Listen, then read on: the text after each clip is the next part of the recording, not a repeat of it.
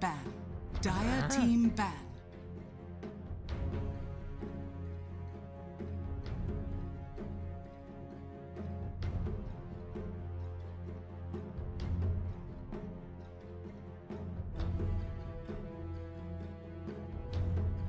Radiant team ban.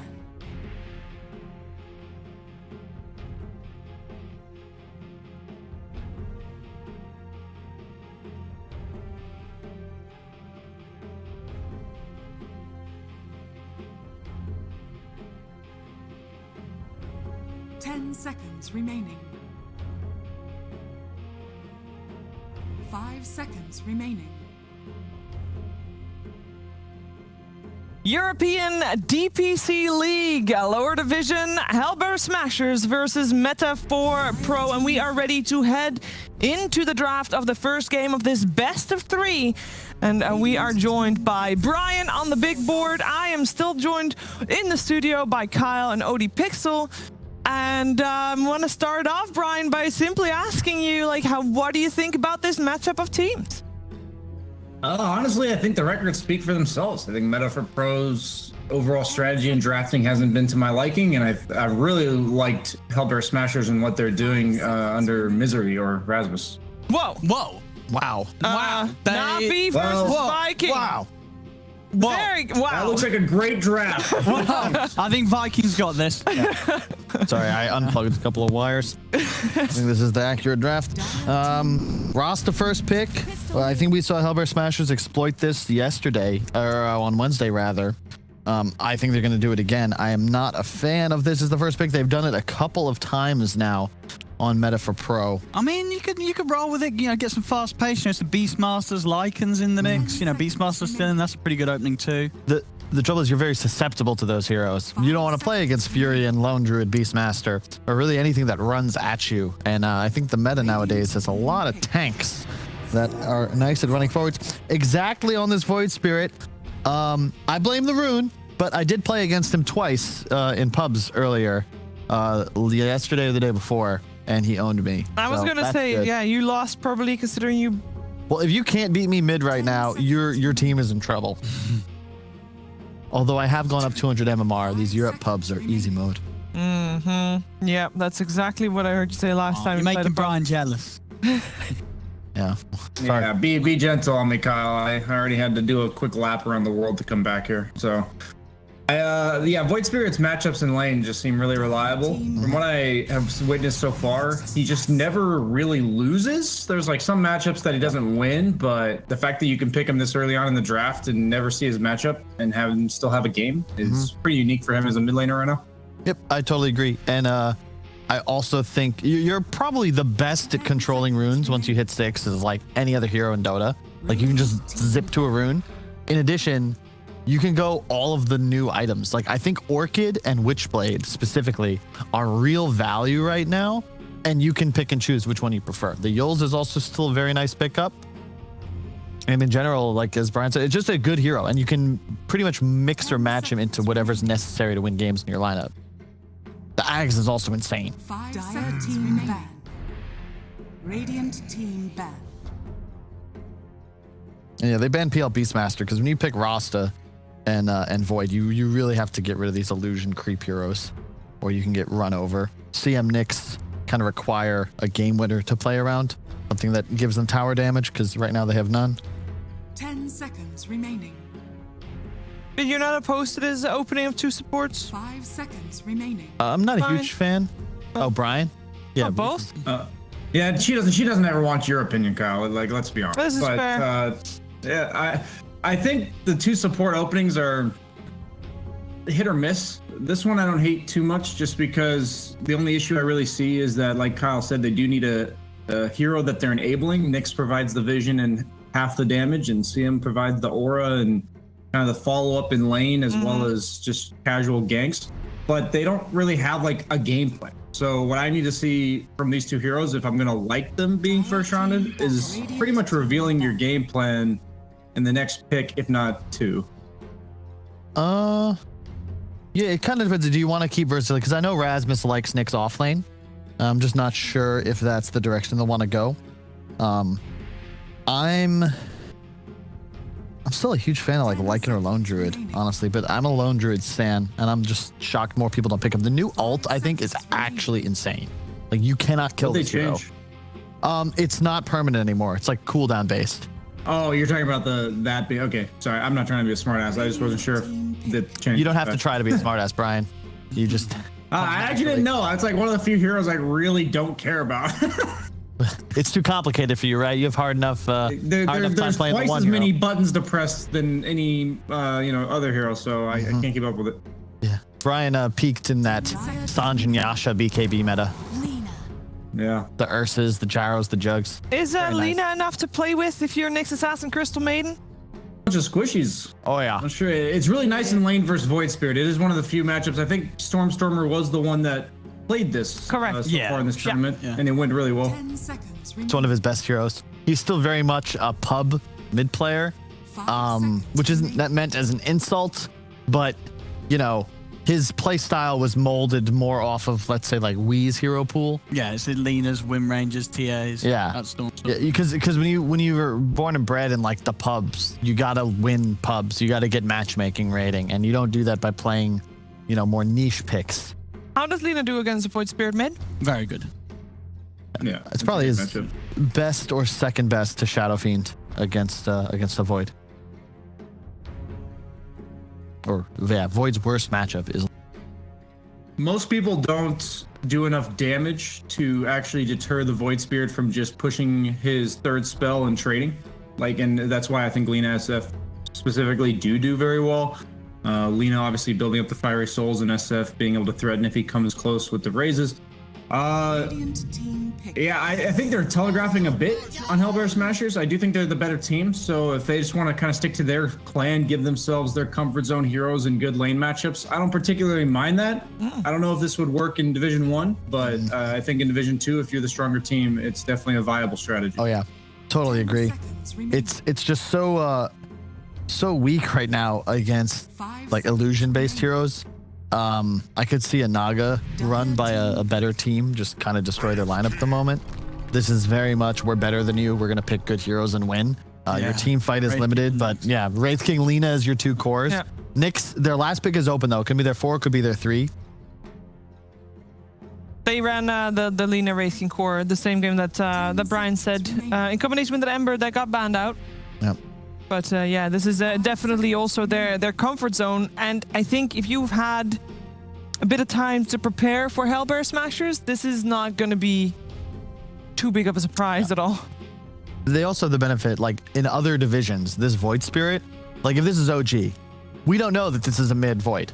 But because it's Meta4Pro, we're pretty damn sure exactly it's playing Void Spirit mid. I mean, so but you have the luxury of picking Alina third, knowing what its matchup Yeah, but would you be. don't think there's any chance that the offlaner, 0%. Well, he might be able to play it, but he's not going to play it. you don't think he's going to. Yeah. You don't think the matchup against Lina is bad enough for Zactor to say, I don't want to play Void Spirit mid. You've got to take it to another lane. No, like that's the next evolution of this team. Okay. Would be that, yeah, their offlaner can play it, and exactly it's like, okay, I don't want to play my best hero because it's a bad matchup. I'll play this other hero. And that's what makes teams like OG so strong and so difficult to draft against, because Seb's Void Spirit is still pretty damn good, and Thompson's hero pool is so large, it's not like a benefit to take him out of his top 3. Whereas in this case, they're just gonna, I think, stick to the bread and butter on both sides. Dire team ban. And that's a Ricky. I don't like that pick at all. Into I feel like burst. it's nice in terms of one-to-one game counters to the 3 squishy heroes that Hellbear Smashers have, but they're going to have a lane counter. I think Ricky really needs a decent lane stage because he has no way to accelerate himself until the Battle Fury, assuming that's what he's going to go for. And then I don't know how to explain this, but he needs people that go in first, and I feel like the Void Spirit's gonna have a tough time against the Nyx, the Lina, a last pick in the off lane. So I don't know. I don't know how I feel about it with Ogre. It's not the best Ogre Bloodlust target. No, I get your point, because you're going to have the Wraith King and likely the last pick of Hellbear able to just face check, and use their bodies to provide vision and initiation in team fights. Riki kind of plays around his team's vision, but none of these heroes really want to walk in. His lane could be quite weak because Hellbear will have that last pick counter. And I agree with Brian. Like, I think about like a Slardar right now and how that would change the damage output for these two drafts. Like Hellbear would kind of just smash anytime they got the first stun off. Does it sort of surprise you that, you know, if indeed the Riki is the carry, the Void Spirit is the mid, that, you know, why run the Ogre, right? Because normally don't you want to pick the Ogre when you have some incredible bloodlusted carry? And sure, Ricky's nice with attack speed, but that's Ricky's not about that, right? He's about the tricks of the trade. He's not about snipping at someone. Point to make here, remember that it was Zip Zapper that played Gyro on the offlane the other day, so they have still got that as But well. he could, yeah, he does do crazy offlaners. You know. They do True. crazy offlane. It could. I did some good bloodlust targets, what I mean, Kyle. But it's you go the magic build on his offlane though. He goes 4-4-1. Gyro bloodlusted offlane. I don't know. No, I've heard crazier things, Shiver. That's Yeah, it could happen. That's some straws you're grasping for right there, I think. Let's have a look. Final pick. I mean, this should give us more info on where things are going for Meta4Pro. I still kind of like what you were saying earlier for Hellbears. I wouldn't mind if they do put the Nyx offlane and they pick something for Gilga last, get him his Earth Spirit, which is one of his better heroes, because I think, you know, Earth Spirit is just going to crush sort of all of this. He can gank the Lina mid. You don't like it? No. Just give him the Nyx. Yeah. Slardar got a little bit worse, but you still have options. You don't want to Nyx here just because it's weak in the lane, and you just don't want to use your last pick on a better 4. Like Nyx and Earth Spirit are effectively going to do the same thing in the game. Just pick something that owns the 10 Riki. seconds remaining. What owns the Riki? I mean, what happened to Slardar? Is that It's hero good. just It's not as good against the Tide, but I like Slardar a lot here. I think LC is also a possibility. But then you have a lot of single target. I like Bristleback a lot here. Oh, Bristle's really nice too. I actually love Bristle. That's a great pick. Riki gets owned. Your tricks of the trade do hit in the back, which means the back spines or the reduction from the Bristleback works. Yeah. It's a hard counter to Tide, and the two supports don't touch him. So I agree. You also have the CM, so you don't have to go for some kind of mana regen item. Or you go for Enigma. Oh. All right. That's the Rasmus special. I don't hate it with the Nyx, but Riki is one of the few carries I do specifically pick against Enigma, just because later on in the game you're really hard to black hole, and then the tricks of the trade can actually just assassinate you before you get your black hole off, and sometimes during the black hole itself you die to the tricks of the trade. It is a nice way to reliably kill the Tide before he ravages, though. Yeah. I think Hellbear Smashers is the better team. I think their draft is relatively straightforward. It's their comfort zone, so I think they'll be able to execute at a high enough level to win. All right, thank you very much, Brian. Kyle, you on board with that? Yeah, the drafts are relatively even, but the Enigma gives them answers. LC Slardar are more reliant on just kind of winning the game from the laning phase. Enigma, you can chill. You'll still win the lane because of all the denies. Ogre can't really touch you, and there's no black hole counter once you have BKB. And the team fight gives them tower push. And I just think later on in the game, you have Enigma, you have Wraith King, you're going to be fine. And yeah.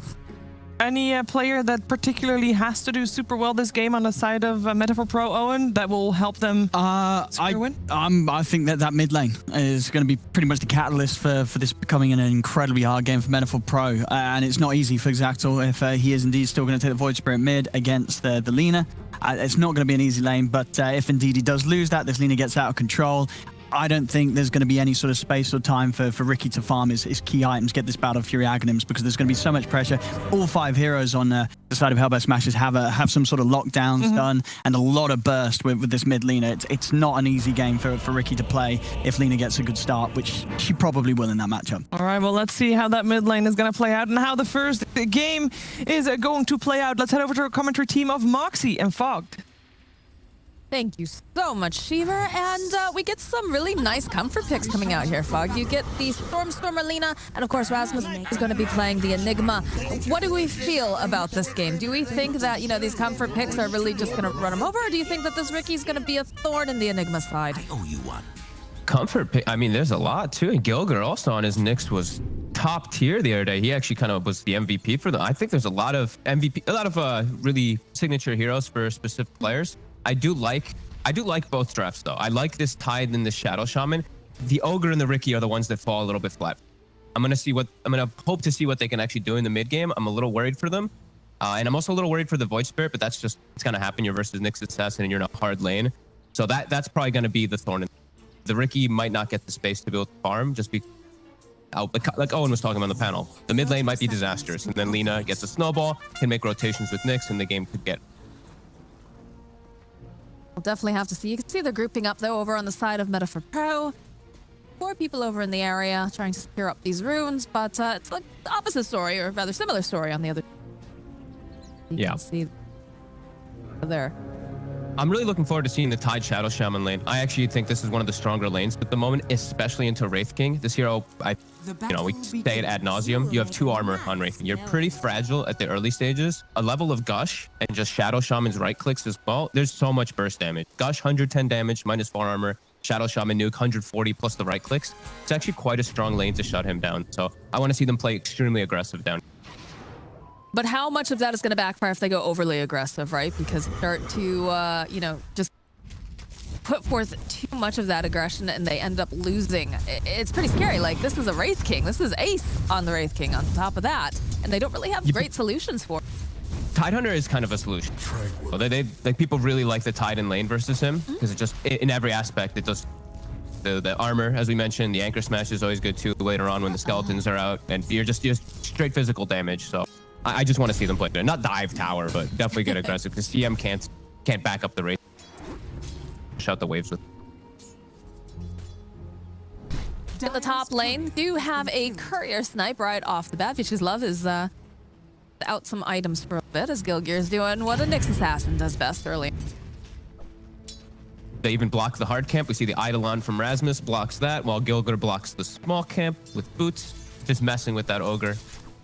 And yeah, this Riki, he's gonna get some last hits, like some decent last hits up here, but I'm worried about them even killing Eidolons. Double melee heroes. Riki can clean up a couple of them with his blink strike, but I feel like they're gonna get a lot of farm denied up here for Riki, which never feels good. I also say that the harass is just too. I mean, the fact that when you have a good Nyx assassin player, right? It's a little bit of harass over on Captus, but when you do have a really good Nyx assassin, you're never just gonna, a casual stun toss out. It's always usually gonna have at least one other person tied up with it when they get that perfect angle, and that's be really annoying when you're trying to go and get that CS. Bottom lane though, it's like you said, Fogged. A lot of damage coming out from the team. Gilgear again, body blocking the small camp. We see the Eidolon for the minute, hard camp top. So they're doing what they need to do to make sure that they can restrict the farm. And Gilgear gets his second courier kill. Okay. Assassin, assassins of couriers, assassins of heroes. It's anything. If it bleeds, he can kill it. Middle lane is awful. Void Spirit when he's faced off against Lina. Yeah, it's just really tough lane. It's one of the best heroes in the game to actually deal with that Void Spirit in mid, and he's playing versus some counters, as the panel talked about. He's playing versus Nyx, but also at the end they were mentioning, look at all the that are on Hellbear Smashers. Every single hero has a stun, which I love to see when you're playing versus a hero like Void Spirit. Annoying hero. Top lane, another Impale coming off of Gilgear. Doesn't quite land over on low skill, but harassed a bit. Yeah, I'll be interested to see too when we get the 4-minute runes or the 5-minute bounties. If we start to see any rotations trying to mess with either Zactyl or Stormstar here. Because I feel like I'm sure the Void Spirit could definitely, right? And the Lina, of course, it's fairly easy. We have so many up already. Yeah, I'm sure the supports, they have to both check it out. They both have boots as well too. I think on the side of, yeah, Captus has the boots, is also the Nyx assassin, so they'll both check the according runes. So bottom, they've actually done a good job on this Wraith. Thought they were gonna get pressured a lot more. They're getting some nice side pulls off. They're pushing the lane out well with the Crystal Nova, and yeah, he's not getting slowed down in farm, which I really thought this Wraith would get a lot more bullied from Shadow Shaman. I mean, we saw the power of it early on, but they just haven't been able to get as aggressive. Would like to see them.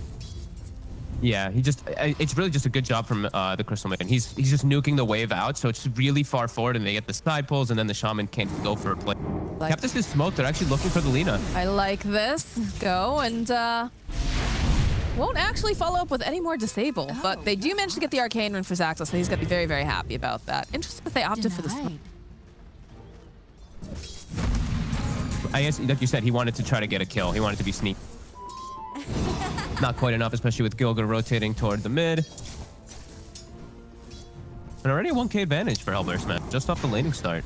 Just from last hits in general. The mid lane is going obviously poorly for the Void Spirit, and bottom is even, where I thought that Meta4Pro would be actually taking over the lane a little bit. So yeah, very good stuff coming out for Hellbear Smashers. All 3 lanes going well.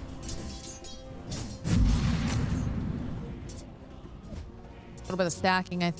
Nope, not stacking. It's just an over on the side. But Crystal Maiden a little bit out of position here. Does get slared down. Ace is here, though. Is going to be able to protect the support. Throw out one of those stuns. Has the boys. Need to be careful, though, Tofu. Your Wraith King's got his eyes over here on the prize. He wants that 5-minute rune. He's able to grab it, Tofu? but CM is taking so much damage. Does have, of course, you know, frostbite. So you can see the little taunt coming out. Plus the slow as Ace comes right back in again with the Wraith Fire Blast. And, you know, there's no Shadow Shaman here to save you. There's no one to protect you right now. Okay, there it is. There's the shackles. They need a little bit more damage. We got the Mango on the Crystal Maiden if you want to try to go for anything. But looks like they're just going to allow him to walk away. As And yet Gilger gets another courier. goes down. Gilger. Actual assassin. You gotta cancel out the clarity too. Oof. These wands are really paying dividends bottom. I think that's actually the thing that's made a difference for them down bottom as well, is they both just got such early wands. So every anchor smash, every ether shock just ends a little bit of a benefit for them. And Ace went for the early chainmail we've seen so often versus these minus armors. So yeah, bottom. Good item decisions. As we see, Rasmus goes for something that was very popular last patch in particular. He's going for the book on the Book is just still so a really strong. strong item, and it sounds really good versus a Ricky lineup too. Yeah. Indeed. Zactyl, though, being a good mid player, gets yet another rune. Being a good mid player. That's what, yeah, you know, that's what Neff always says. He's like, if you're a good mid player, you're always gonna get the rune Moxie. Despite the fact, you know, it is indeed a 50-50 chance. I like to tease Kyle about that because he always gets very heated about those runes. Just like, be a better mid than Kyle. Kyle communicating. He's getting every rune. Well, Kyle, should we kill him? Should we do something? Oh, poor guy. He's not even in this cast and we're still teasing. Slight tease. Dire's courier has been killed. Another courier. All right. That Wait, time going the side what of the killed that other one? assassin. Wait, what killed that one though? That was neutrals, wasn't it? That was neutrals? Or creeps? I guess it must have been, yeah. Where did his courier die? It wasn't the Nyx assassin It's this right- time. I think he just died to neutral. That's some bad luck, man. We gotta take away their couriers. They're not protecting them. I've seen it. ACA. I saw yesterday as well, like 3 couriers died to creep. Radiant are scanning. It just, something happens. It's reckless. It's weird though when it just happens to be, you know, the same game with all of the same types of courier deaths. Is that cool? Stormstormer was thinking about going on him there, but he's got the ward mid, so he's kept this wrapping around on. A little careful. They're gonna harass the Tidehunter while this is going on, knowing that they don't have the other support here to help out. So Tofu doing a great job. Do have a health gone though. Yeah, I guess he's just going for a straight tank hood. Kind of built since there's so much stun and magic damage coming out from it. And he actually didn't skill the Ravage. He actually skilled. Be able to maybe find a kill on Vicious Love up here in the top lane. Again, Zactyl, double damage rune. He's just too good with knowing where these runes are. So they'll get the first blood, but they'll be able to find themselves a kill on Tofu. Oh, top Ace actually makes a rotation. They've got a sentry in lane too. This is not looking good for low skill. They needed just a little bit more damage. A crit coming through. Nope. Don't have the vision. They drop another ward over here, but low skill. Try to teleport out. Okay, he TP's bottom with the Ring of Health. He only has 200 HP, but his team is down there, and Ace did make the move up top. So this actually is a pretty cool move. Rather than going to base, he's being able to stay on the map and continue pressuring. Might die for it if they do see.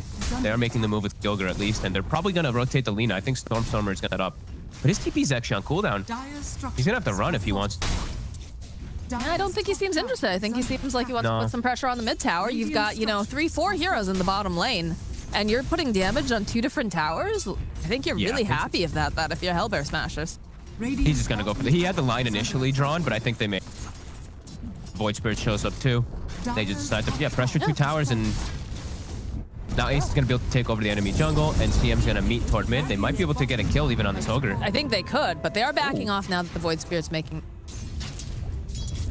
But look at the damage. You've lost your tier 1 bottom, okay, but you were able to take the tier 1 top. You've got a lot of damage over in the mid lane. I think you're perfectly content with this. Absolutely. Ace is able to just take over the top jungle completely now, and he's a hero that farms. You know, he's always going to have that faster farm pace than a Ricky is. His low skill is just going to try to get as much as he can down bottom. And this is that time where I feel like Hellbear Smashers can dictate a lot of that pace because they have this lead. The Lina in particular can make a lot of moves now. Stormstormer going for Boots of Travel, so he can join whenever Rasmus does seek an opportunity. He can drop the book down. They use the bots in. A lot of global game.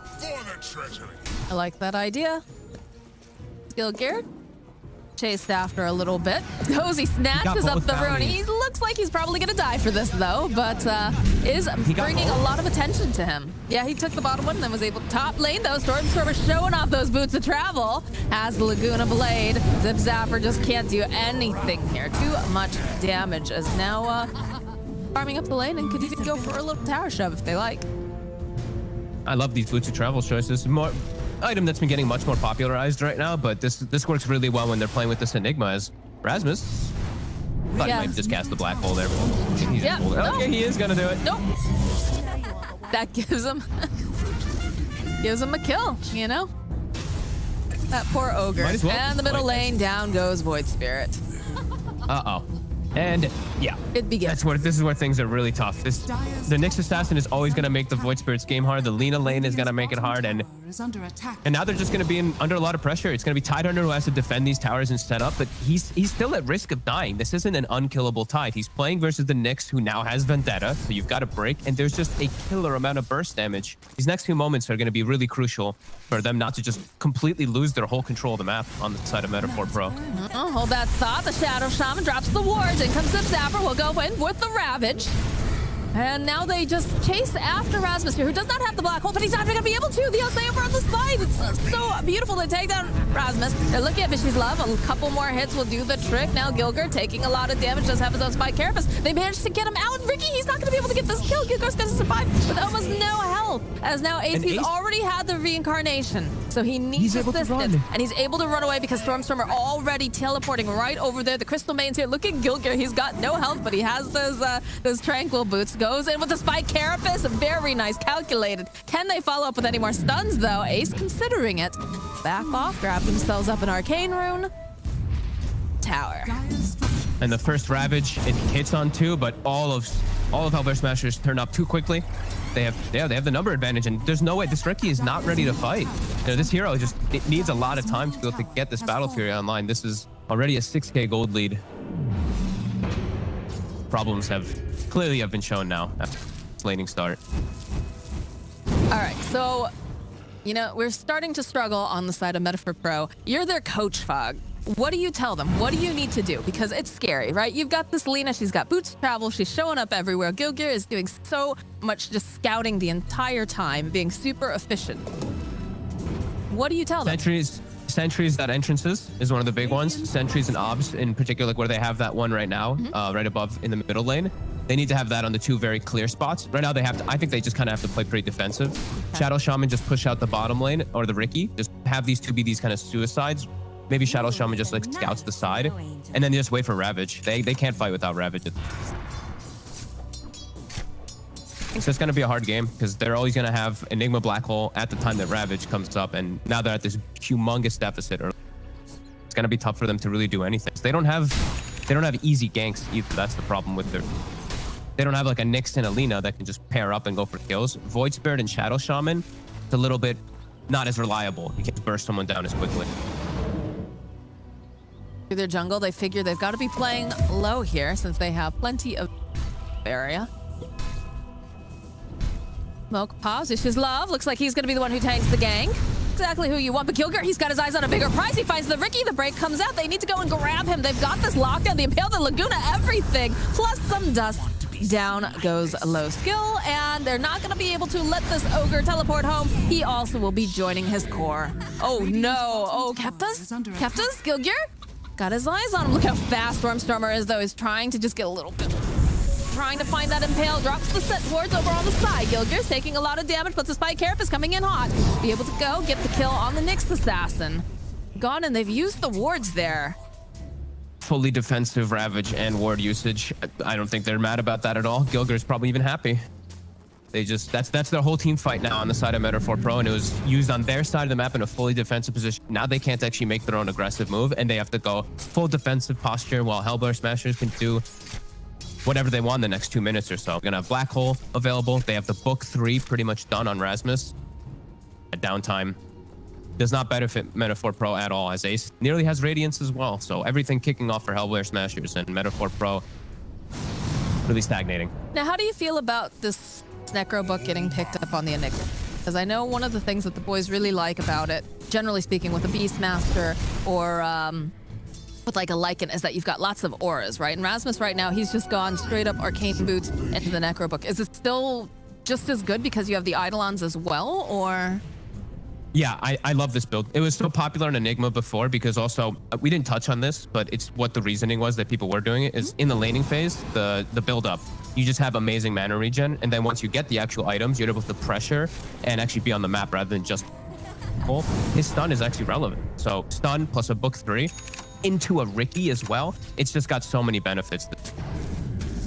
Love the break, the impale, and the clicks. Bye-bye, Ogre. And bye-bye, Vision. Yep.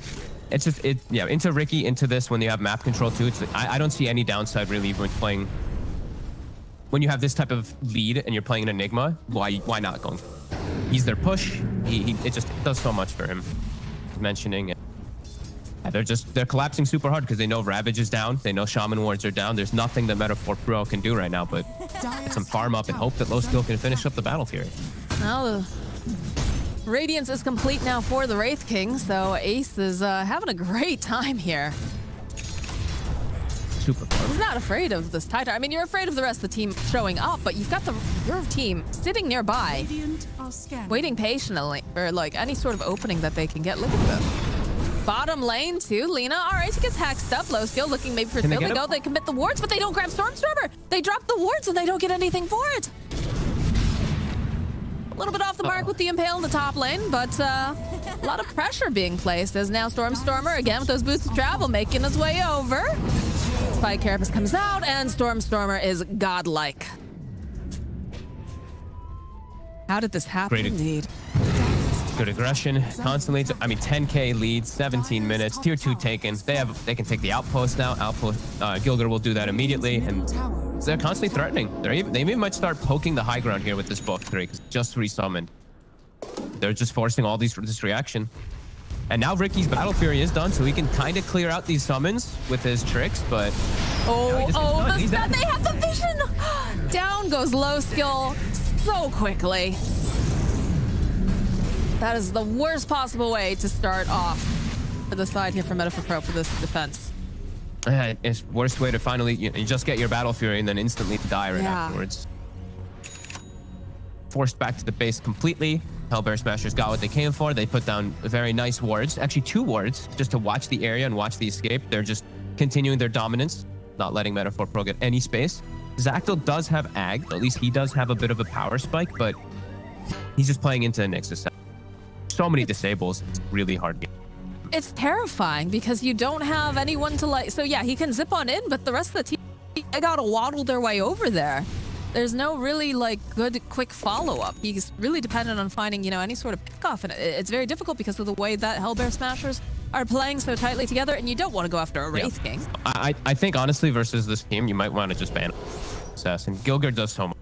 He killed what, 5 couriers this game too, and I feel like he's put this invisible impact on the map that he's forcing them to do all these weird moves. Like bottom, he forced a Ravage and Serp. I feel like this hero might just be too much of a thorn in their side. That and the supports are so poor, especially when you consider that it was never going their way in the first place. So the fact that they have to constantly be buying dust, buying sentry, just clinging to their cores as well, so that way they don't end up just feeding. Like it's amazing the impact of the Nyx just alone. Yeah, Nyx and he ruins your mid pool as well. Like whatever hero your mid player wants to play, it's probably gonna be just worse off because of. Meta4Pro looking for a move here. Gilger. Immediately, they drop the wards, and maybe they'll be able to go and finish up over here on Gilger. They're not looking like they've been able to do it, though. One more hit. All right, finally, they'll take him down. Kepta's already to fall. Zacto next, and there's just not enough survivability. The Crystal Maiden just lets it go out on the side. Ricky's still alive, though, over on the back lines. They need to try to find him. Rasmus on the hunt. Can they find him? Black Hole comes out. They'll be able to go and grab up this Tide Hunter. Low skill trying to run away. They don't realize that he's there. A couple pings, though. Do have a little bit of vision thanks to those Necro Bucks, but... This On is... to the next one, I believe. Yeah. oh, low Rasmus, skill, why are low you still skill. there? Now they're just playing with their food. What a pump. I think Meta4Pro knows as well. Low skill literally just went in when he could have gone back and then tried to go for a kill. Misery looks so happy there. Sorry, Rasmus. Yeah. Dire's middle tower is under attack. Is he officially changing it to his real name? Officially changing it to Rasmus because he didn't want to be associated with a lot of negativity. Okay, all right. That's a nice quick pickoff. That's what we need. But the problem is now Ace is here. He's going to grab the bounty rune up from underneath his nose. And he just walks away. And I like the Zipstepper name has Misery. disconnected. You liked Misery? It's been Misery for 15 years. Yeah, but there's I've nothing known- wrong I've with known wanting Misery to as reinvent Misery. yourself. That's true. I mean, Kyle is now Kyle instead of. So That there's- was a good upgrade. that was a good upgrade though. I liked Misery, but you know what? We all called him Raz Yeah, for a very that's his long name. time. It makes sense. I guess I call a lot of other players their in-game name. Would you ever change your name from Fogged to just... No, because nobody can say my name. But that might be very funny and very interesting, like Vicious Love. I can't pronounce that name. Makes for a good talking point, especially during these long pauses that we might have because of connect. Thanks, Stormstormer. Stormstormer found. He did. This is just rough. There's nothing really they can do. I was like hopeful for maybe some type of Ravage combos or something, but yeah, this one's just impossible to bring back just from drafting. Yes, just love. Is he playing from an internet cafe? I See don't the know. background, yeah. He's got like a big LG thing behind him, and He might be. Maybe that's just how his room looks. it could be. Yeah, I just He's just got it decked out. He's got a big LG thing on it as well, maybe.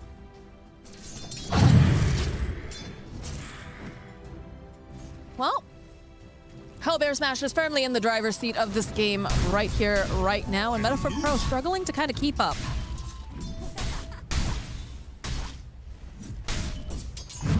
Zepper's kind of the only one who can be this forward and out of the base, it feels like. Look at even could Gilgir, he saw die. that courier. He was like, ho, baby. Another one to add to my wall. The thing is, they even have to stay near Zipstepper. Nyx Assassin breaks him and they all follow up. He's just gonna die without getting his spells off either. Ravage is still on cooldown. All right, They're gonna there's be the gone. opening. Followed up with the stun, with the Laguna Blade. Gilgir is going to be able to get the final hit off. And Zactyl is not exactly there anymore. Brain perfect, but Yeah, look at this guy. He is just on the hunt. Waits for the stun from Ace and just clicks him down. They just can't walk out of their base. Dire's To middle just tower is under stay home, you know. Be like us all, right? You try to stay home when you can. Wash your hands a lot. Dire's Wear a middle mask, tower has fallen. etc., etc. they need to wash their hands and rinse this game away from themselves for sure. And gold are linked. Low skill. He literally has had the battle fear for a couple minutes. They just can't. He can't hit creeps. He's got this battle No. fear. Oh, okay, all right. Oh my God, Gilgir. he's scanned. Ah. He gets the courier, but And it's I think Gilgir's they might turn. find him. Oh, they definitely know The where book he three. is. The book 3's chasing him. It's giving vision for a second. I don't think you care. Okay. You're in the Roche pit. Dire's You're having the time of your bottom life. is under attack. I mean, that might be the best kill that low skill gets this game, is killing the assassin of all of the couriers. It's been a very rough game for them.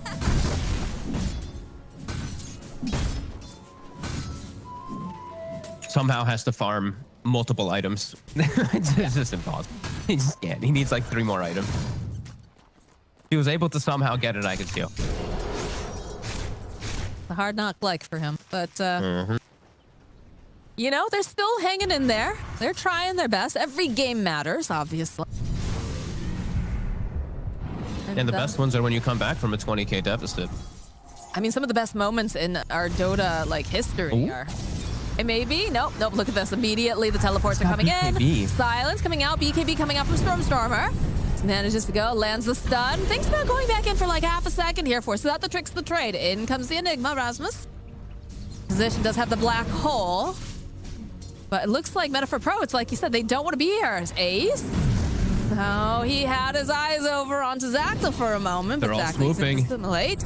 Gilgear getting into position, though, has Spike Carapace, walks right into it, tries to give them a little bit more time. They'll be able to use the Frostbite over on the side. Vicious Love taking too much damage. This is looking like a very dead Void Spirit as the Ravage comes out, but it maybe just a little bit too late because Gilgear does fall. This Crystal Maiden is just hunting down a Void Spirit. That is not something you want to see. Plus the Black Hole coming out, the icing on the cake. And now we just have this Tide Hunter trying to run away, and it's not looking good for him. It's taken a little bit of time, but they're going to eventually get the kill. Gilgear just the sacrificial lamb for absolute success for his team.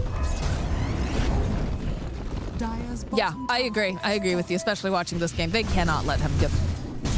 Yeah, right. It does too much. I feel like it's just doing way too much. It's the little things that he's really doing. It's like the courier kills matter a lot in the early games too. He got 3. All these little things definitely do matter. It just restricts your game and your pool, and as you mentioned, makes your supports absolutely poor and makes them play different games. I think that's at least a step 1 to going toward the right direction, because even though that is a big problem, Hellbear Smashers have looked a lot more concrete in their plays throughout the tournament so far. And Meta4Pro, it's not like they've looked bad, but I think they can still bring it. They can come back with another strategy versus this, have a better shot. Oh yeah, for sure. It's getting rough. Sure, that and like the fact that like the conscious decisions and timing coming out from Gilgear too, with just Spike Carapace. He's the Void Spirit throwing out that Aether Remnant and trying to, you know, use it on someone else, but Gilgear just turns around. He's like, oh, really? Turns around, goes over there. Spike Carapace ends up stunning him, and then they can follow up with all of their other stuns. Man, stuns win games.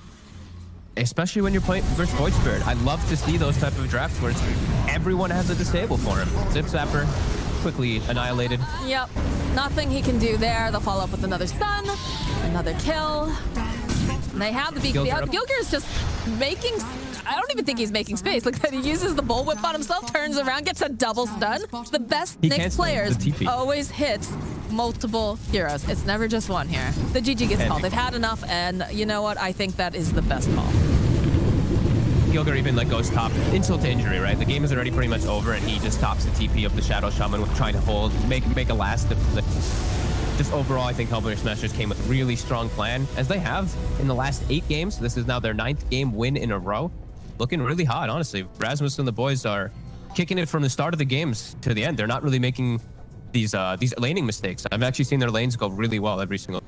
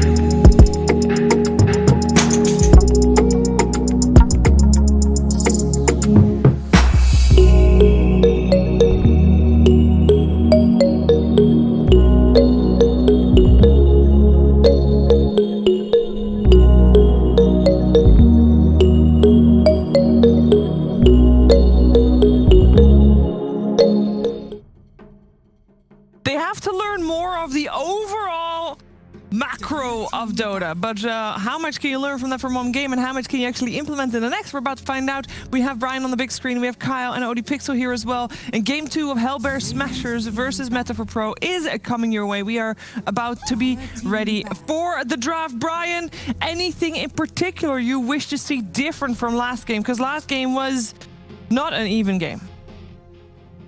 To give my analysis briefly, I was looking for a clip to like show you guys that gave my opinion of the game, and they were up by 2k gold at 7 minutes with no kills. Like nothing, it felt like nothing happened. The game ended, and Hellbear Smashers kind of just won. I think Kyle hit the nail on the head in the sense that a lot of little things just went right, and a lot of efficiency things went right. And I think that like they just need to get out of the first 4 minutes. Like I actually don't know how else to think about it, because their laning stage, there was no glaring issue. They were just getting out farmed in all 3 lanes, and then the enemy heroes came online earlier than theirs. Yeah, I think it's the right way to look at it. I really feel like a lot of these games have started to look to me like chess, in the sense that, you know, Misery and Squad, they weren't playing like some super complex. They were following a good opening line. And I don't know if you've ever played against a much better chess player than you, but you just kind of lose and you don't understand how. You're just like, man, like I don't have any good moves anymore. He's going to kill me. And that's what happened there. It's tough to fix it because you just don't have that knowledge. When we say that, you know, you learn from losses, it's mostly that you learn from losses from teams that are a little bit better than you, not from teams that are a lot better than you. It's a good point. Well, they took a page out of the book. They still go with the first pick Rasta, which I think has been something we only see in Division 2 for a reason, because it's quite easy to exploit. The Wraith King comes out, but now it's an early pick Tide. This makes a lot more sense in this spot than last pick, because in the previous game, not only did you pick a non-playmaker without one on your team, really, but you also picked it into a Nyx. So there was already a break mechanic. You already had something that answered the Tide and allowed you to kill him if you needed to, which you really didn't, because Hellbear were ahead in the other lanes.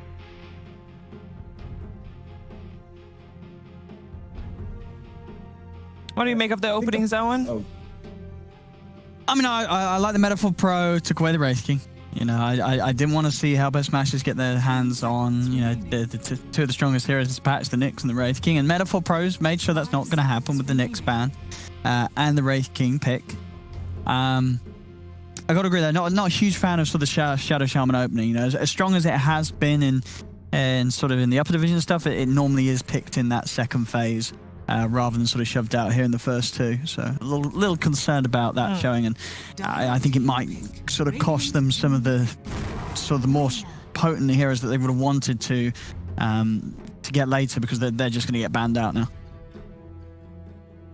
And the Lina picked up here. This is obviously we've seen Stormstormer play it twice already, but I'd say this is still a pretty open pick, because we might as well see Gilgir play it. Yep, I think that's what you're looking at here as well.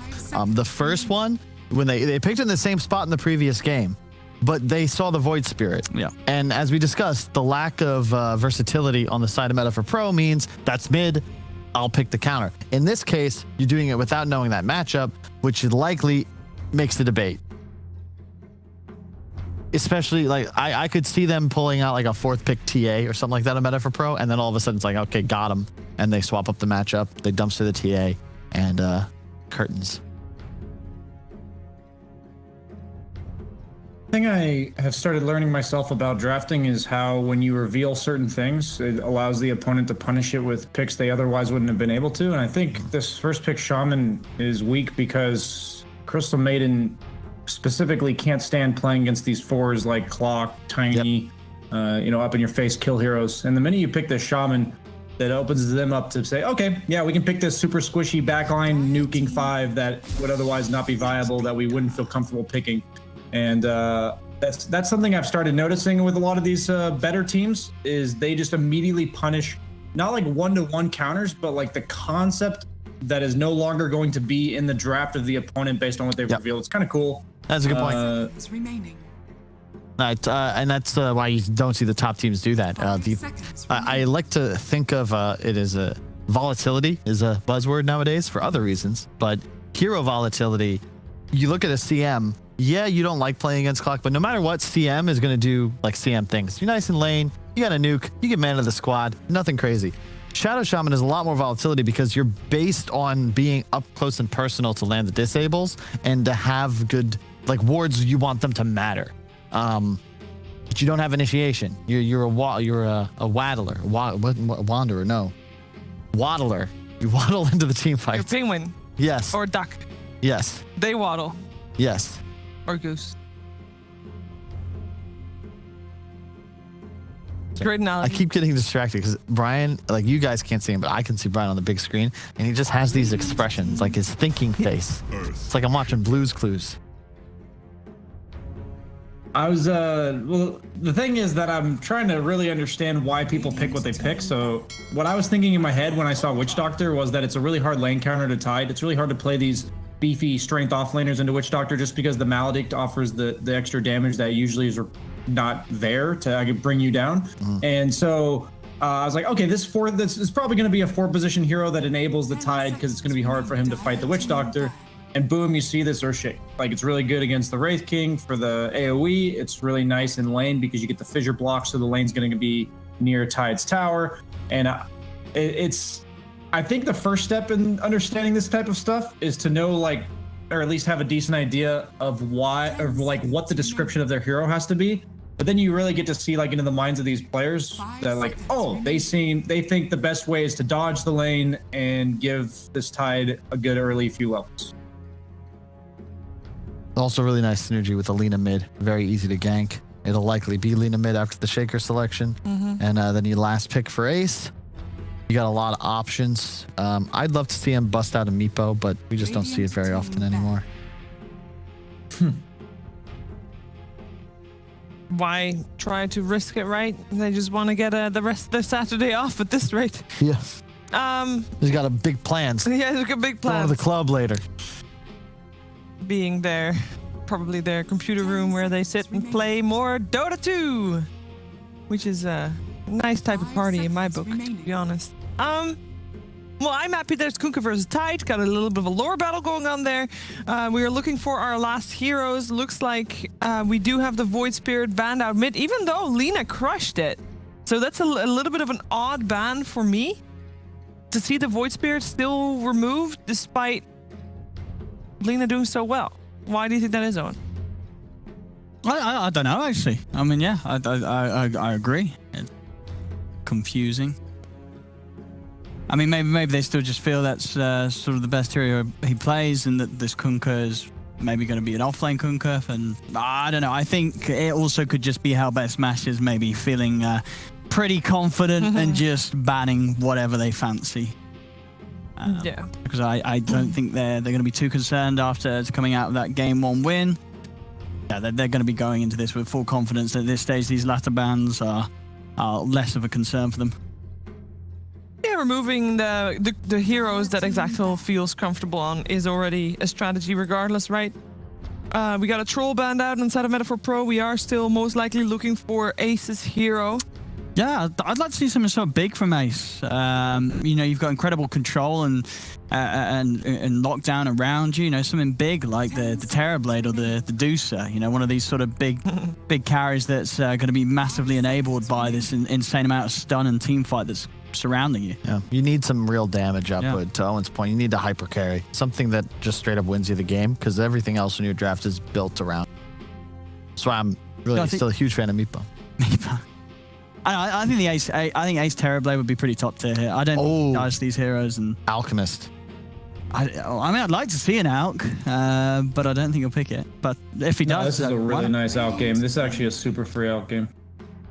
I'd like actually to it's like the best 1-to-1 carry I think against Wraith King right now, because you come online faster and then you kill all the skeletons for you get the gold, the Grieval's Greed on the first and second death of the skeleton, so you get like 500 gold or something. Are you sure of that, Brian? Yeah. I am 100% sure. I just played it yesterday. Well, I played it yesterday, and the gold animation appears on both of the deaths of the skeletons, but I thought the gold only actually went up on the second death of them. Well, if it appears and it doesn't give me gold, I'll be honest that I did not look at that. I'm just going to say, because I looked at my numbers when it was happening, because I was like, oh my goodness, this is so strong, but I think it just graphically shows on the first. We'll have to get that confirmed, but I did try and look at the numbers, and I was like, it's not going up as much as it says. I think it only does it on the second, even though graphically shows it on the third. It would make sense because As in, if it shows It's a very graphic- Valve thing, right? Yes. To sort of have it showing on both of them, but only actually crediting it on the second. But I don't know. Yeah, maybe. Who knows? I didn't even think of that as a possibility, so I will not. You guys are right. I cannot write off Valve for telling you something that you thought you got and you didn't get it. Meepo Alk, Terrorblade. I don't like TB as much into all the stuns and silences. CK, Jeez, okay. do you like that one? I don't mind it. It's something I haven't seen very often. I think it's a lot better after the changes to Phantasm, but it is also quite nice against the Wraith King and the support duo. You pop Phantasm, you get a W off, like these supports just feed. Owen's Bloodseeker for the same reasons. Yeah, this is. I mean, everybody's got a stun. I think Hellbear Smashers are they're just going to kill people. They really are. They're going to have solid follow-up to anyone that gets gone upon. You know, the Shaker CM sets upon to anyone. Lena's going to be able to follow up. CK's going to be able to follow up. I think this is a pretty scary brawler of a lineup that Meta4Pro is going to have to go up against. And they're going to struggle to not lose hero after hero against it. Final thoughts on the draft, Brian? I just think Hellbear Smashers has a really good vision of the first 5 to 10 minutes of the game. I think with the CM plus a stunner is really hard for Shadow Shaman to have any impact. The Earthshaker is going to be allowed to roam because that's the nature of the matchup for Tide and Wraith King. I just think they're going to basically take control of all 3 lanes by like 6 minutes once again with this draft. I think they're in their comfort zone, and here we go again. All right, both Brian and ODPixel on the side of Hellbear Smashers, and Kyle, I know you probably want to be on the side of Hellbear Smashers as well, but I want you to say something good about the lineup of Meta4Pro.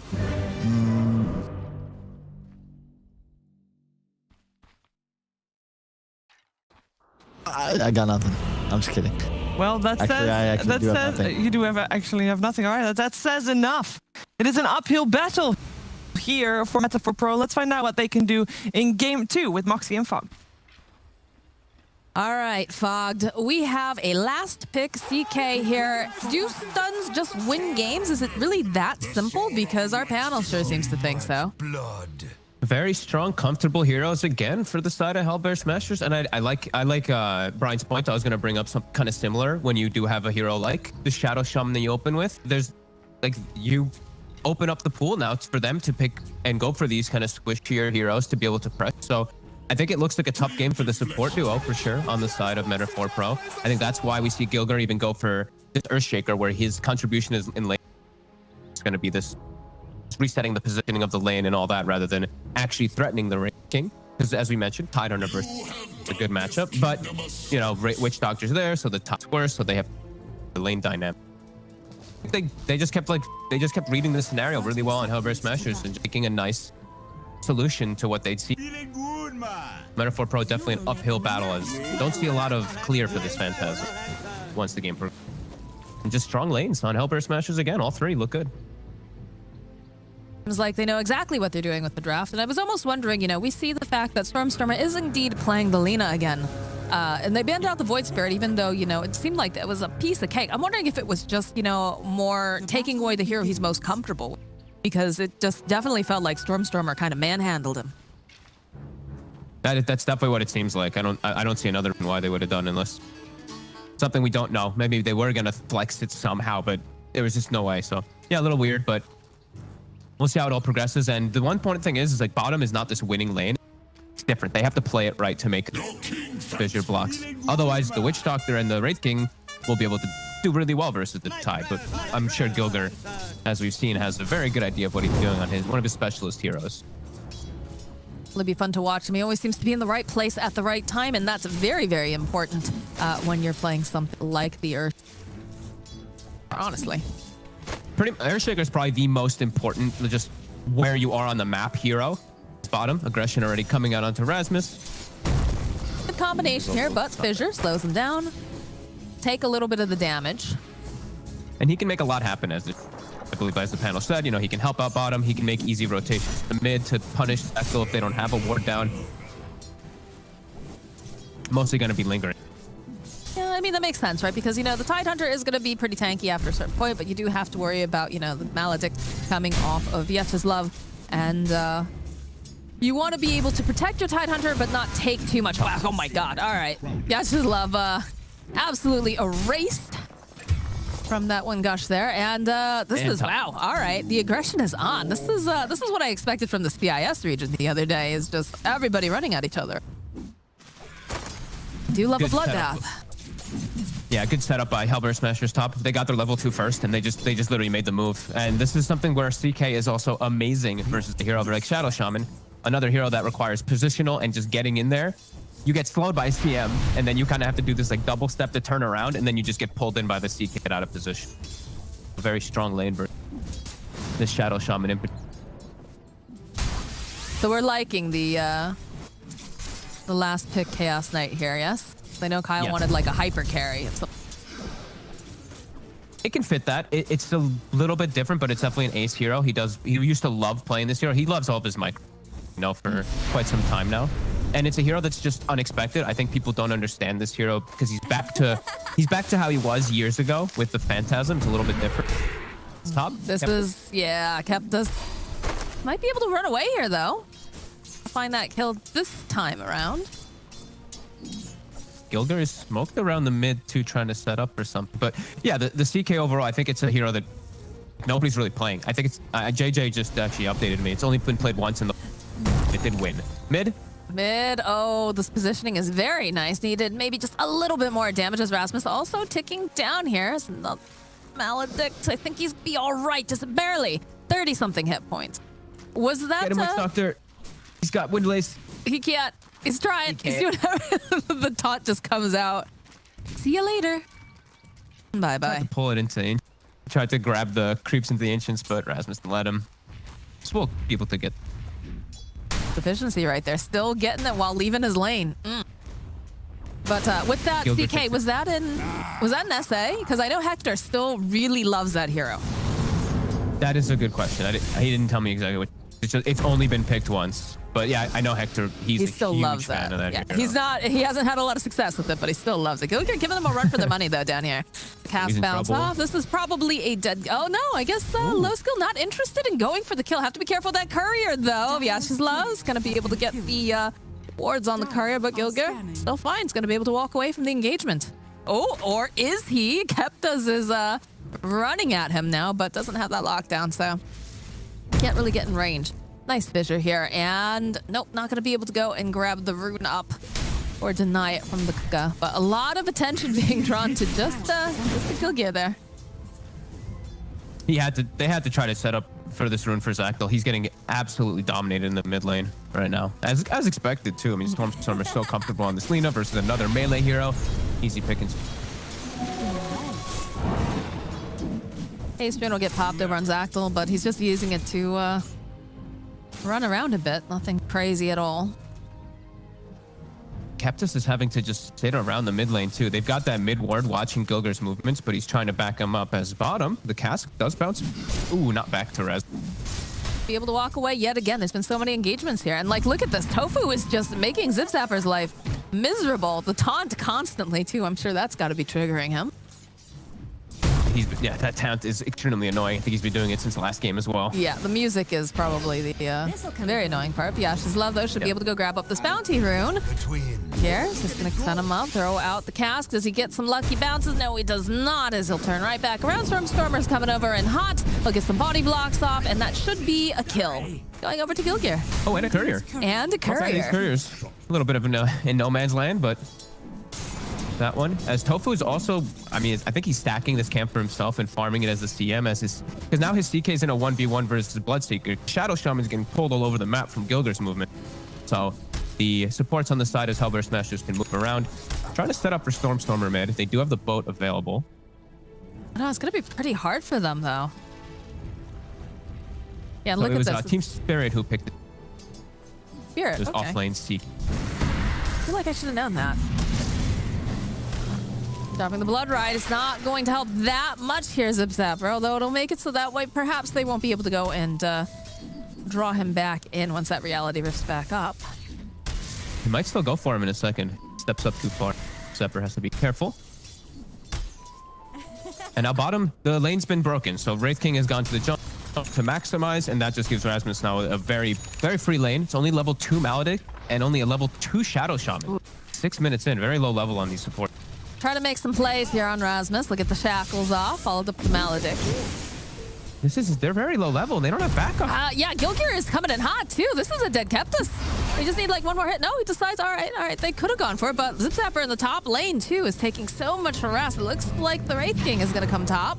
Low skill. Decides that this is his farm now. He doesn't want to be in the jungle any longer. Dire's middle tower is under The two supports just taking the bottom lane. This is, a little bit weird. I feel like I usually only see like one person. You don't want to split. You don't want to be splitting both. And these are also your playmakers. So you're splitting experience, and now you're kind of just showing your whole entire everything. You're showing all the information on the map right now. You have 4 heroes showing. So now it's just Hellbear Smashers. They can pick and choose who they go for. And these are, as we said, 2 very frail supports bottom. They can dive them pretty easily. Yeah. Making his own rotation now down to the bot lane. They've got the Ravage up and running now on Rasmus if they want to take an engagement. We do have bring Zip Zip, here too. but he's also pretty underleveled. So they have to bring another hero, the Kunkka, to make sure they can help this. Party in the bot lane, I guess, for Meta4Pro. You want to go after this Tidehunter, my friends. He does have the Ravage Bloodright, though, getting dropped down with the X and the boat coming in hot. Let's go land over here on the Tidehunter if he wants. Oh, the Shackle's coming out from Keptus, though. Where's your damage? All right, there it is. And it's going to be the last hit going over to Keptus. Top lane, Tofu is forced back. But that's a lot of heroes in one lane, and mid lane is just a piece of cake right now for Stormstormer. Radiant's middle tower. Getting all the CS he could like, and also putting some damage on the tower. Top tower is under attack. At least they stopped the push. The Ravage wasn't wasted, though. So Rasmus, when he does respawn, he'll be able to do that. Gilgear blocking them off from a regen. And now they're moving their resources. And low skill, he was getting space from all this up top because of all these rotations that happened. And it was also Hellbear Smashers who moved. He got a decent amount. He's actually top net worth now. So that move actually ended up working pretty well for them. A little bit awkward definitely for the supports because they're still going to be low level. But Gilgear is also low level. Regeneration. Yeah, but I feel like the threat coming out from Gilgear is a lot stronger. Although bottom lane, Reality Rift into the Chaos Bolt. Body blocks are coming out. He just cannot find an opening. Although the Torrent buys him a little bit more time. Frostbite will come out. Lina joining in. And there's a Laguna Blade. Burn, baby, burn. The dead lane, way too far forward, just gets brought back. Set up for a kill. And now 20 seconds where they can set up for a push here. And very unlikely that Meta4Pro is going to be able to. They don't want to do a rainbow TP bottom to defend for their own push top. Tower goes down pretty fast though, considering, and then you just teleport top. Yeah, they might actually. The Rasmus is already set up there. Yeah. With the Ravage. No boots on him though. He does have Windlace and the Falcon Blade, but he's a little bit slow waddling in. Very tanky. They're going to start setting up. Yep, Gilgear TPing to the tier 2 so that his friends will have fast TPs to the front if they'd like to set up. It's dying, though. Yeah, I don't think they're going to go and protect it. Maybe they can cut him off, but it seems odd that you have, something like a Tidehunter, right, that has such a big threat early that you wouldn't try to at least push them away. Yeah, definitely slightly concerning, but I mean, amazing for Meta4Pro. Yeah. They even now might be able to catch the Lina stepping in too far, too, with some rotations. We've follow-up coming in, though, as, again, we've got the CK. Stormstormer having to be a bit careful. It's ruptured. It's just going to be used to disengage, so they can't use it offensively. Ace just sits there, whacks away at some creeps. He's perfectly fine with that. And they're going to make their rotation. Rasmus getting into position here. Opens up with the Gosh. Does have the Ravage. Oh, no, he'll right back in again. Couple bounces here with the cast, the Hex. Radiant's middle tower is under A little awkward. Trying to push them off. And he does have the Ravage, though, still available, so... They're sieging. Like, they're getting free tower hits right now. Yeah. Tower's going to go down, and there's no way they can stop this. It's just the threat of the Ravage is enough right now. I was surprised. He looked like he was getting a position over on the back lines there. But I think the Hex coming through also. From off. I know exactly where low skill is now. Legion. They're just methodically, moving about, taking towers and finding farm on the side of Hellbear Smashers. Yeah, still fairly even early game though. Only a 1k gold lead right now for Hellbear Smashers. As Gilgear, he's getting time to farm, in particular for his Blink Dagger. So this is, Earthshaker's a little bit of a different 4 position, I feel now, where you literally just have to rely on waiting for the Blink, which takes some time. I've seen some players try to go for like the Shard and stuff. It just takes too long because it's a 20-minute requirement. So he's going to get this Blink Dagger, but it's going to halt their aggression a little. He can still play around the Lina because he has this. He did go for the level 3 Fissure rather than going for Max Fissure Shock. So he still can show up, but just a little bit harder for their team to just press the issue forward. If you're Meta4Pro, you're feeling a lot better about the fact that they will have to slow down just a little bit because the Wraith King, like you said, he is finding the space. He is starting to get farmed up, and it's just a matter of making sure that they have that real estate, right? The fact that he can move about without being heavily pressured. And I do think that Hellbear Smashers is doing a great job in this. They've kind of taken over the bottom part of the jungle. Do you see a smoke, though, coming out from the side of Meta4Pro? They know that the Crystal Maiden's here. They can set up for kills with this. With the Kunkka and the Witch Doctor, they have kill threat, but Tofu just pushes them out with himself. Yeah, the Tidal they're too afraid. It's a disappointing smoke. They're gonna go for Gilger in mid. Yeah. He's all crapped up here. This is definitely a kill. Laguna Blade over on the back end, so you end up losing Gilgear, but use the wards. They can't hit the tower. You got yourself a kill. Stormstormer's gonna farm those wards too. He has to be a little careful. Level 3x. 2 of them, but yeah, no tower damage with another set of wards. They do get a pretty good kill to slow down the blink, but now they can't threaten the tower. So, a bit of time where Hellbear Smashers is a farm, finish up these items, and Ace, he's very threatening with it. But just look at the aggression. Like, this is one thing I really love about the Hellbear Smashers. So once they feel like they've got the momentum, they really push it. And granted, you can try to punish it, but when you're starting to slide this far behind, it's very difficult. I don't think the Meta4Pro is feeling too bad about the state of the game, though. Like, they got their top tower. Relic is almost done. Like, Low Skill's not getting punished for just going for straight greed.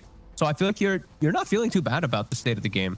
Or the CK's farming, but you're getting the counter to the you're getting the item that's, you know, in a way a counter to that Radiance versus the illusions and all that. Mm-hmm.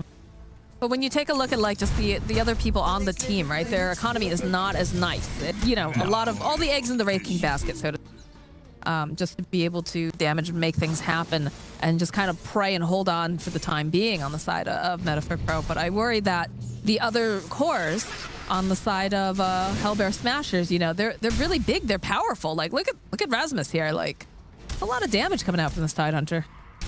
Yeah, they're definitely being their greed is going to be paying off. They're going to have much better footing than their counterparts in the game. Kind of happens though, like Kunkka has to. I mean, he feels like he has to make these moves around, trying to look for moving away some of that pressure that is coming into game. So they're going to suffer. And Zip Zapper, I feel like he's just not finding the farm. He's moving around a lot, and he's only got 60 last hits on the offlane Bloodseeker. He's 0-0-1, so it's not like his game has been bad by any means. Not finding the farm. I mean, it's hard too because obviously you want this Wraith King to have a lot of that farm priority. So Zip Zapper, you know, this position 4, there's just not enough gold on the map right now. There's just not enough room for him. But big item pickup.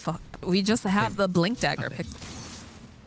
Yeah, they've got it already, and I mean now is where the test really begins for Meta4Pro. Is can they win fights now versus Blink and a Ravage? Because they don't have the same team fight. They've got the Kunkka, but let's say top. They're setting up onto Rasmus. He's pretty far forward. Yeah, they've already used the Hex on him. They'll use the Shackles. Just gonna try to keep hitting him up, and there it is. There's that Ravage that we talked about, and poor Keptus is taking so much damage. Over on the side, though, there's gonna be Yules coming out. Rasmus gets stunned up. I hear a Laguna Blade going up on the side. Zip Zapper will get taken down. Rasmus just walks away from those wards. They're just not in a good position. They can't even fight around them because they're just off to the side in the trees. And look at this. Stormstormer is more than happy to go and just farm those up. Farm up the Skelly Boys too. And they just have to disengage. Too close. Yeah, the outpost. Oh, the Echo Slam. The Echo. We're going right on in. Tofu follows up with his freezing field. Nice couple bounces, though, coming out Vyacheslav. So it looked pretty nice, but they didn't end up getting anything for it. So Meta4Pro probably feeling very good about this, knowing that both of those very big cooldown related ultimates are now going to be on cooldown. As bottom, Stormstormer tries to set up, but outpost near just like top. Ooh, although he's going maybe a little bit too far here. Surprised that he was over. That's a nice kill. There's no Echo Slam, no Ravage now. They can actually press their advantage here. Go for this tower here. Gilgear just throwing out the fissure, trying to slow them down whatever he can. Although the teleport coming out now from Rasmus does get ruptured. Just gonna hold in place. Toss back. Couple of bounces over here onto Tofu. have that Shadow Amulet. Gilgir jumping forward. Can they finish off Zip Zapper? Yes, they can. There's a Laguna Blade. And now, Zactyl, Yules is going to come out. They'll follow up with the LSA. Couple of these nice Anchor Smash hits. They don't have the detection, though, it seems. So, although Ace definitely has his eyes on Vyacheslav, who gets ripped apart, and now they have the detection. Zactyl will go down. Oh, and they can't even take advantage of the kill that they get to go for the tower, because Rasmus immediately just parks his face into the mid lane. Even though he's ruptured, he's this tanky beast. They can't fully commit onto him. Hellbear Smashers just punch right back. Even though they lose their CK, he respawns and is able to fight before they take out the tower. Now Captus immediately getting gone onto another Blink Dagger on the side of Hellbear Smash for Ace. Kill. It's just so hard for them, like especially the supports, right, to show themselves anywhere on the map because you have so many Blink Daggers coming out. You've got the Blink Dagger on Gilgir, you've got a Blink Dagger on Ace. Of course, Rasmus has his own, so, you know, a lot of the times you'll see these supports trying to play in the tree lines and push out waves, especially, you know, Shadow Shaman. But it's too hard because they're going to blink over in there and they're going to find you. Yeah, and we're definitely seeing a little bit of that issue where I feel like Brian was, you know, touching on it a bit in the panel in the beginning where the initiation in the front line, they have Wraith King and Kunkka, which you're like, this is great front line, but with these, I feel like with these two supports, it just makes it look awkward for them to actually kick off and start these fights where maybe they want to just like if they had like an Earth Spirit or a Clockwork or something along these lines, like your more melee style forward positions, they can initiate these fights a little bit better. But instead, they have to just poke from a distance, and Kunkka has to be careful how he gets caught in the front because he's the initiator, but he's very susceptible to dying. It's just it's tough for Meta4Pro with what they're up against, and it's starting to pick up that pace really quick. It's already 8k gold lead. As you said, Blink's all online, Ultimate's all ready. They can start just dictating every single fight in their favor. Positioning is so incredibly important for the side of Meta4Pro. They can't afford to get hit in the big AoE. Hello? Be the ones to tank the gank, to jump forward immediately. They'll be able to just absolutely blow up the Witch Doctor. Oh my. There, Kepta's over on the side. He drops the ward. The boat's going to come in over on the other side. They'll be able to go, and they take down Ace. That's a very nice kill. Rupture's being used on the back line. Stofa will be next to fall. And now Gilgir forced to run away as his Stormstormer throws out a fissure. Just wants to slow them down a little bit more. Rasmus trying to TP away. Can they get the hex? Oh, they have him. They see him, and he's a big, tanky boy. But when you're all alone like this with Maledict, you are just toast. That's a big comeback for Meta4Pro. They isolated the targets nicely. Just the split up of the fight. They get the initiation on Ace, and no one's there to help him. The Ravage not coming into play. Just out of position there a little bit on Misery, being able to back up his PK, and now they're able to turn it into a tower too. Pretty nice stuff. For them being the ones who got initiated on, they actually come out very far ahead in the fight. Ace has his eyes over here on Vyacheslav, only manages to throw out the chaos. You can see, like, they almost were able to take this mid tower, but because it's still up, you have Ace just teleporting right in, and the rest of the team, you have this deep point. Difficult. Some breathing room, some more space to farm for the Wraith King. Even though they are still at this deficit, as we said, he's still farming very well. 3-0-0. On his way toward an HD2 to build up to counter the CK as well as that Tidehunter. Just concerned that the rest of his team around him is paper. It's going to be him against the world at the rate that we're going right now. Yeah, Kunkka's going to just be like this BKB frontliner. He'll get his spells off, but I'm very worried for the other three. The Bloodseeker, the Witch Doctor, and Shadow Shaman are just going to be absolute food when all the spells they're just going to die to the AoEs of it. Zip Zapper needs his BKB so badly to actually be able to run into the fights. Oh. That was just a slow, painful death there. We saw it coming. We knew it was coming. Vyacheslav buys himself just a little bit of time. Bloodright does get down, so Rasmus will away, or rather swim away. Nice backstroke on that Tidehunter, of course. But this opens up the Roche. Go right on in. You don't have to worry about boat. It's not like they have the type of heroes that can kind of roll on in and try to snipe. It looks like they're still going to try to fight, though. Interesting. The jump forward again from Gilgir, followed up with the Ravage, landing on 3 of these heroes. And the bounces coming out with the caskets. Doesn't look like it's going to be enough here for Yasha's love, but he does get a decent amount of damage done, and he has, oh, nice stun coming out from the Lina, canceling out the Witch Doctor ultimate. Boat comes in on the other side, though. Rasmus, he's already still alive, and Gilger, he jumped forward. He was looking for that Echo's Lab. That to slow down, kept us down. Tofu also to fall, and Zipzapper slowly but surely chasing after Rasmus, should be able to finally get him with that blood right. Okay, I mean, a little bit over aggressive there by Rasmus. His team wasn't in place to follow up for that Ravage. Lack of synergy, and then Gilger echoed the floor. I think he got, I want to say he got like ticked by a Radiance or a Serpent Ward hit him. I think a Serpent Ward actually trying to blink in. But a nice hold on the high ground, Meta4Pro. Punching back with the hero that needs to do the most, the Wraith King.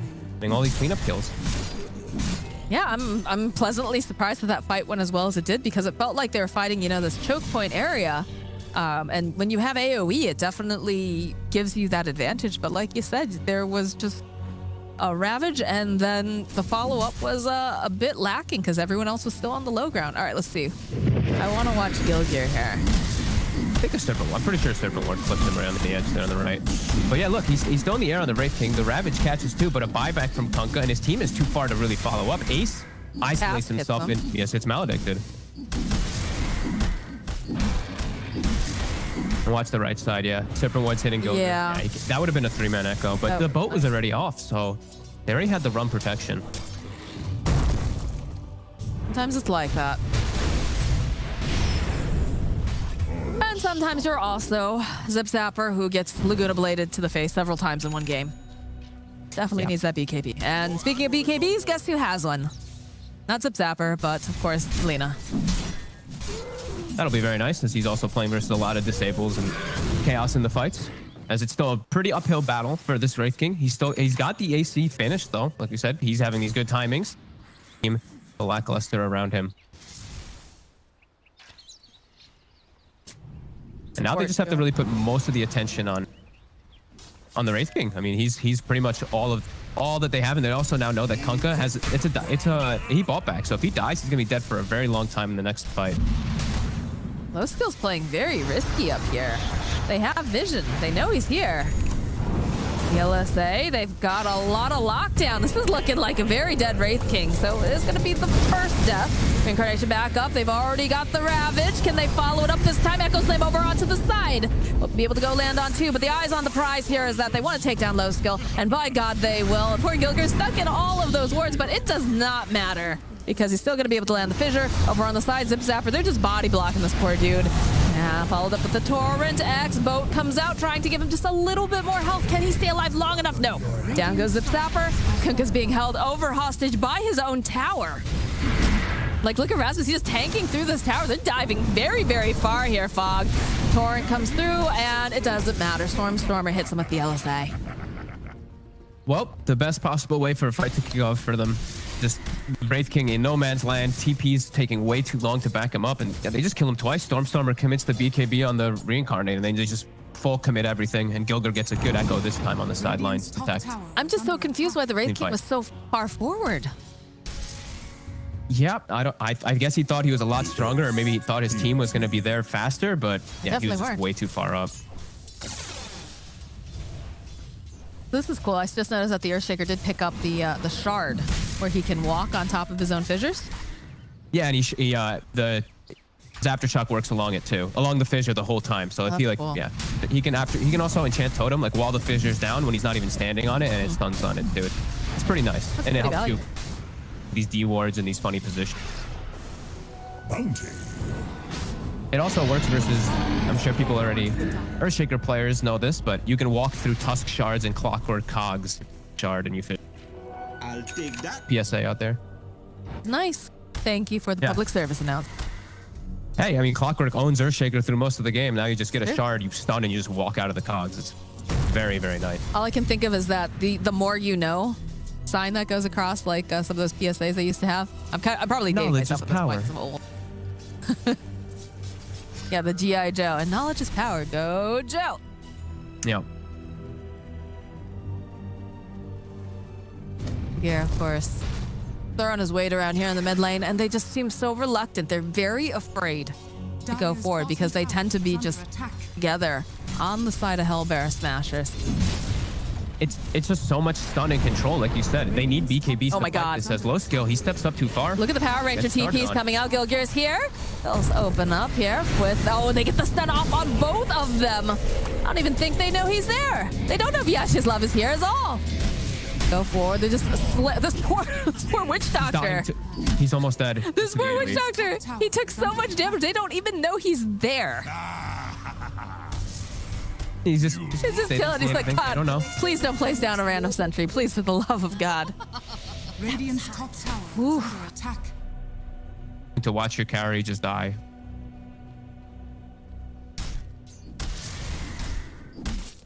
All right, well, there's, we talked about Wraith King being the big baddie here, but doesn't seem like, and again, that was, how many heroes that teleported to deal with him, but it's feeling very, very spooky. The Bloodseeker now does have his BKB.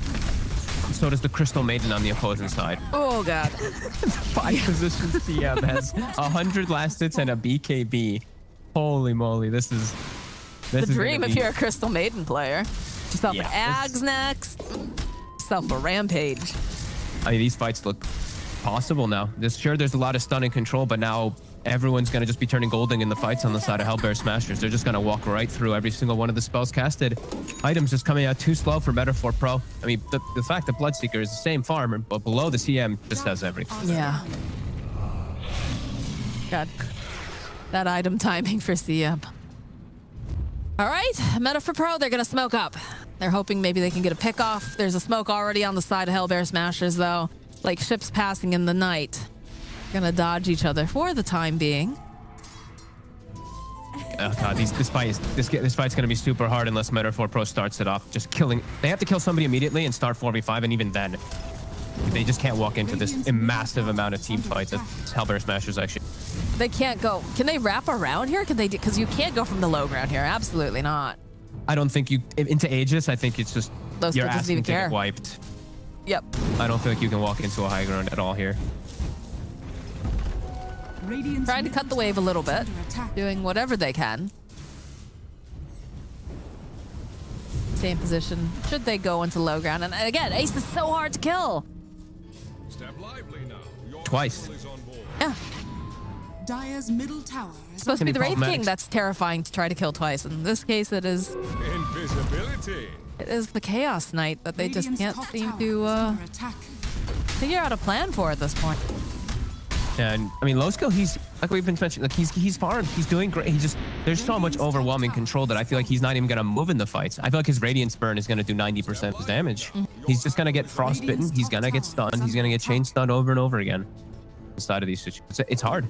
He probably needs a BKB, but even then, it's like he feels like they need an initiator, as we mentioned before too. He's going for Blink Dagger. They can't kick off fights without him leading the charge. Kunkka can't be the one to start the. Dire's bottom tower. Kunkka kind of has to be the one to start the fights for now. Anyway, it's X marks For the now, spot. yeah. Dragging back over here onto the big tanky boy. Hard to get your hands on that Lina or the Crystal Maiden. They stay so far back. Dire's bottom tower is under attack. Decent cleave damage there. Crit coming up, I think, from the Claw still. Yeah, he's still holding in for Claw. So does chunk Stormstormer down a little bit, but Stormstormer's just going to back away. Clear out that bottom wave. The boots of travel, very, very handy for this Lina. The fact that, jump from lane to lane. As we keep saying, it's very important to have wave clear in this particular meta. Yeah, and he's got the Octarine too, so with the Boots of Travel, they're back up in about 30 seconds total. Oh my god, immediately Tofu just pops the BKB, let's go! And they're chasing after Zip Zapper here. Backlines to Zactyl trying to man fight. Turn their attention over onto Ace. He's already BKB'd. Can they fight him? Can they take him down? They just don't have a solution. The Laguna Blade comes out. They'll be able to find the kill, followed up with that Ravage. So down goes the Wraith King for the first time. He's back up again. The Fissure came out over on the side. They're trying to buy a little bit more time, but Stormstormer will go down. Keptus now to fall. Zactyl, but he needs to run. Tofu has got that frostbite, and they just got so much lockdown. It's just dead. Oh no, Zip Zapper, this is not looking good for you. Everybody's just ganging up on the Bloodseeker, and down he goes. Feed the flames. Gilgir with a little bit of a celebratory Echo Slam to do just an aftershock along the fissure. It Yeah. looked like they're feeling like he doesn't need it for the fights anymore. They got Stormstormer, but instant buyback, and we're just overwhelming fights from Hellbear Smashers to the high ground. I just don't know what they can hope to do. I mean, I was going to mention they just got a Cloak of Flames online for the Wraith King, which is pretty nice because he's already got the Radiance, but yeah, look at this. They just jump from Gilgir. Turns himself into the Death Ward, though, for a moment. Yes, his love, but they'll still be able to stun him. And they need one more hit. All right, Tofu will be able to collect the kill. And over on the side here, this Wraith King just cannot do anything. Low skill, he wants to move, he wants to hit, but he's just constantly being controlled by the side of these Hellbear Smashers. Gilgir sitting very, very low. Looks like maybe he'll fall, but they already lose low skill. Kepta's running for his life. The buybacks are coming out, though. Got Zactyl also buying back. Shadow Shaman, they're doing everything. They're throwing everything at them right now. They're just trying to get them out of their base, away. They have vision over on Tofu, so they'll find a kill on the Crystal Maiden. Nobody wins. They get more with these buybacks. I Not don't looking know. like it. I mean, Rasmus is playing a little cheeky. Perhaps they can find him. Hex coming off over here on Ace with the X, followed up with the Torrent. Gonna need a little bit more help. And this is not looking great for Ace, although he's gonna try to man fight through. And there's the Shackles, followed up with the Maledict. This should be enough to take him down. Again, gonna just try to lifesteal through it. Not gonna be able to. He will fall. Some trade kills. Lost them pretty heavily, though, with those buybacks. I don't think Hellbear Smashers are too upset about this. Ace dying quite a couple times in this game, though, but still in a very comfortable spot. Now we'll see, can Meta4Pro actually do anything off of this? They have a whole lot of time. They have 10 seconds until Ravage is back online and 10 seconds until the Earthshake. Dire's middle tower. Hellbear Smashers might look to hit when these do respawn, but I think tier 2 might actually die in time. Yeah, I was about to say, I think they'll definitely just go for the tier 2, but then possibly just... It's too scary, right? Dire's middle tower has fallen.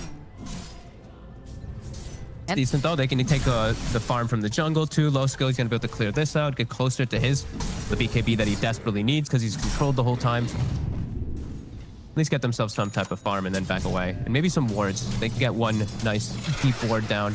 Gilgir's already on the hunt, though. Shadowblade, he actually finds the Wraith King. Target, though. That's a pretty easy target right there. Uses the Echo Slam. I guess Yash's love. I hang a coral wreath on your grave. You gotta feel a little bad right now, right? The fact that, you know, you are this position 5 and just got Echo Slam because that's just how little they seem to care about it right now.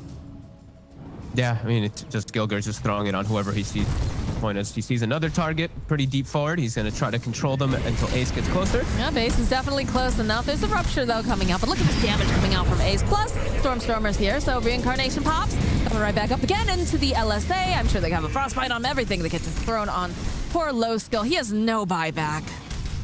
115 seconds for Hellbear Smashers, and Tofu... All right, Tofu, all right. Might have gotten a little crazy here, but they'll be able to follow up. So the Crystal Maiden goes down, but they find a kill on the side. Now Zip Zapper trying to get out as fast as he can with that BKB, and they don't quite have enough damage to take him down, so they will just walk right into the base. Need a creep wave here. 90 seconds, no Wraith King. They can't do anything without him. Creep Wave's coming in to meet. This should be 2 sets here for the outside of Hellbear Smashers if they want to full commit for it. Yeah, I think they can, honestly. Again, blink forward, followed up with the Ravage. Down goes Zip Zapper. And Zactyl trying to run away here. Got some vision. Oh, Zactyl, he's sitting so very low, but they're not going to be able to go and find the kill. We've got Torrents going off left and right. The drag back onto Vyach's Love, and this is looking like a dead Zactyl. That is a team wipe. GG gets called. Hellbear Smashers looking very, very nice here and proving that they deserve right now to be at that top spot. Yeah, I mean, great game by them again. Just getting farm on all heroes. Just a nice strong lineup. I'm liking the way Erasmus is drafting and covering his bases. A 5-stun lineup 2 times in a row. Every single hero does technically have some form of disable, and just great team fight and great lanes across the board. And I do feel like they've been sweeping and doing these nice aggressive moves and understanding their strength in the games when they can just liberally